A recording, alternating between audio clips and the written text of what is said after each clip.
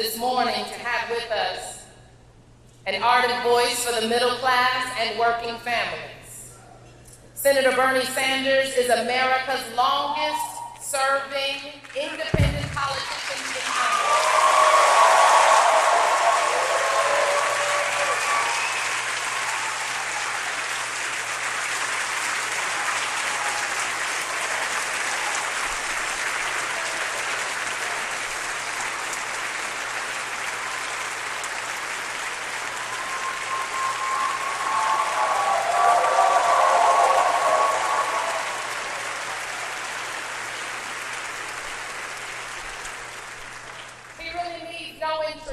But I will give you just a few snippets of this man before he comes to take the mic.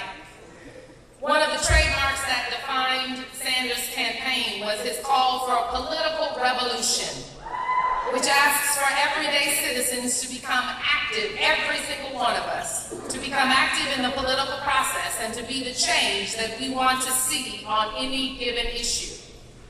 The other trademark of his campaign was his fight to take corporate money out of politics.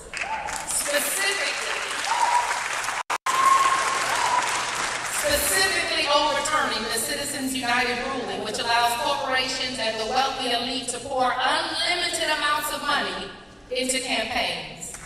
He argued that such money undermines democracy by skewing policies that favor the extremely rich. Prior to politics, as we know, Bernie Sanders has been mayor to senator, but prior to his political career, he was involved in the fight for justice. He became involved in the civil rights movement while in college. He was a member of the Congress of Racial Equality and participated in a sit-in against the segregation of off-campus housing in 1962. He also served as an organizer for the Student Nonviolent Coordinating Committee and participated in 1963 in the March on Washington. He's a good soldier indeed. He says that it was a question for me of just basic justice. The fact that it was not acceptable in America at that point, that you had large numbers of African Americans who couldn't vote, who couldn't eat in a restaurant, whose kids were going to segregated schools, who couldn't get hotel accommodations living in segregated housing. He then went on to say that was clearly a major American injustice and something that had to be dealt with. Join me in welcoming, as a special tribute to Dr. Martin Luther King Jr., the Honorable Bernie Sanders.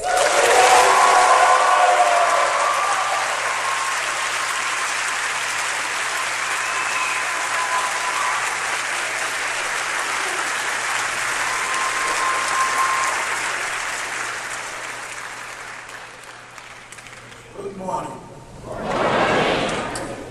behalf of the people of the state of Vermont, it's a little bit colder up there. On behalf of my family, I want to thank the King Center and the King family and all of you for inviting me to be with you in this beautiful church on this beautiful moment. Today, we are not just celebrating the life and work of a great African-American civil rights leader. A man who led the effort to end segregation and racism. A man who was jailed time again. A man who was beaten time and time again. A man who was maligned over and over and over again.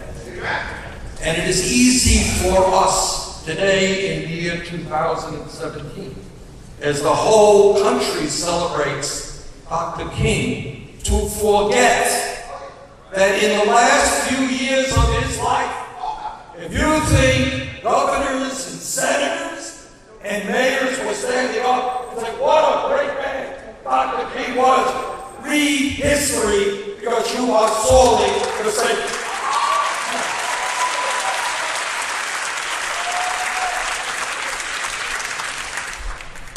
What I admire most about Dr. King is not just the extraordinary work that he did is the unbelievable courage that he showed. And by courage, I mean above and beyond walking into a crowd and knowing you're going to get beat. Man, that takes courage. But his courage was even greater than that. He had to make a choice in his life.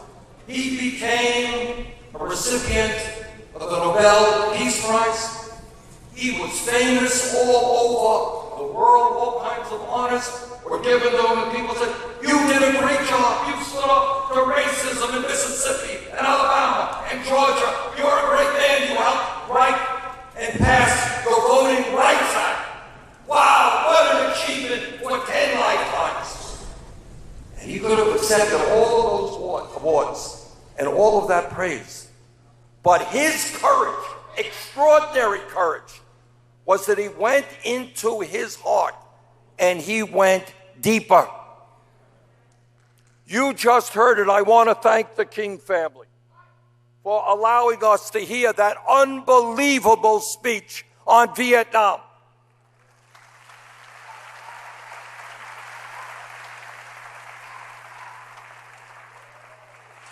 And after he gave that speech, I was active in opposition to the war in Vietnam. I remember this. After he gave that speech, many of his liberal friends and all of the editorial papers in America, they said, "Who do you think you are? Your job was to fight segregation and racism, and we supported you. That's your job. That's what you are supposed to do. How dare you start telling the President of the United States about foreign policy?" But he said, "I cannot be true to myself and what I believe in if I am seeing poor people in Vietnam napalmed. I cannot be true to myself if I tell young African Americans who are fighting for civil rights in this country to be nonviolent when the United States government was the major purveyor of violence in the entire world." What courage that was.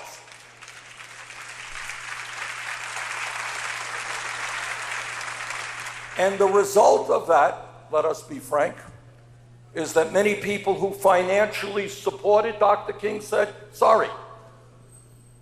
And his organization ran into problems.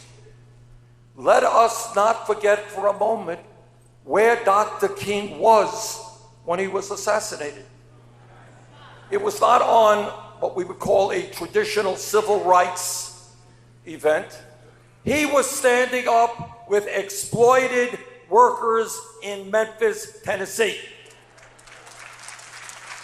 And he said, "I will stand with workers who are underpaid, who are working with terrible working conditions. A worker there had died recently. I will stand with the oppressed workers in this country, black or white or Latino." And let us also not forget, sometimes our friends in the media forget it, what Dr. King was working on in the last months of his life. You know what he was working on? He was working on a poor people's march.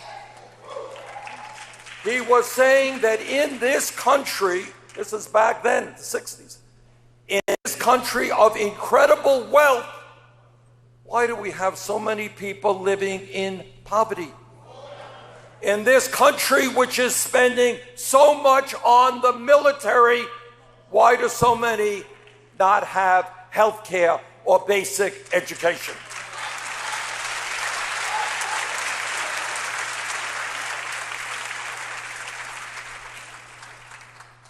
That was then, and here we are now. And if we are going to be honest in our support for Dr. King, it is necessary for us to bring his spirit and his courage into the year 2017.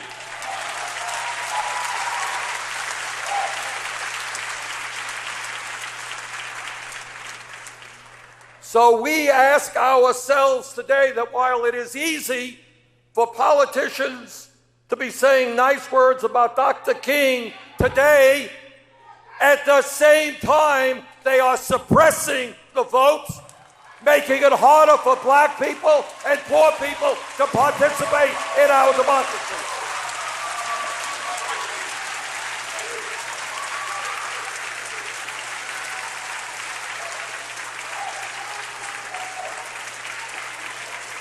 So I say to politicians all across this country, if you honestly believe in what Dr. King stood for, stop the voter suppression, allow all people to participate in the political process.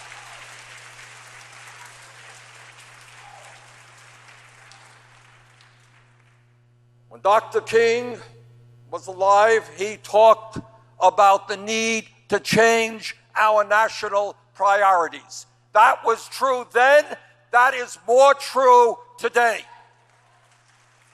It is unacceptable that at a time of massive income and wealth inequality, we have people who want to give hundreds of billions of dollars in tax breaks to the 1% while veterans sleep out on the street in this country.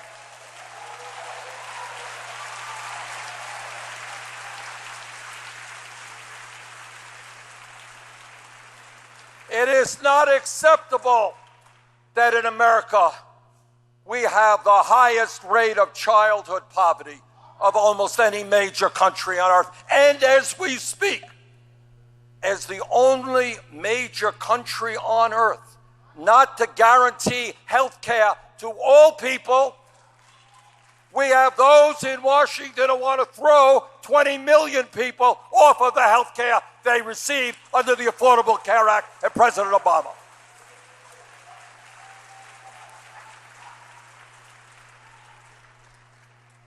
And I know that if Dr. King were here today, he would be asking, how could it happen that in the wealthiest country in the history of the world, we have more people in jail than any other country on earth?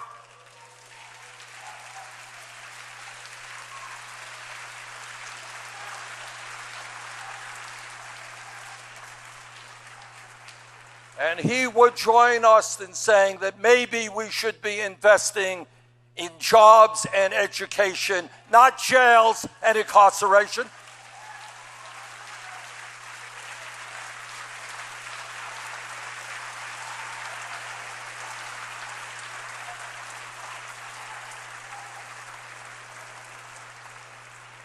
The great strength of Dr. King, one of his many great strengths, was that he understood that real change never takes place from the top on down, but always takes place when millions of people stand up and fight for justice.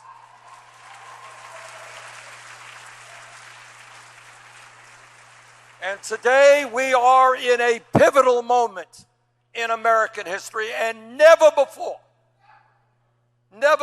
have we got to bring together all of our people, black and white and Latino and Native American and Asian American, gay and straight, born in this country, coming from another country. Our job is to stand together and to create that community of love that Dr. King fought and died for. Thank you all very much.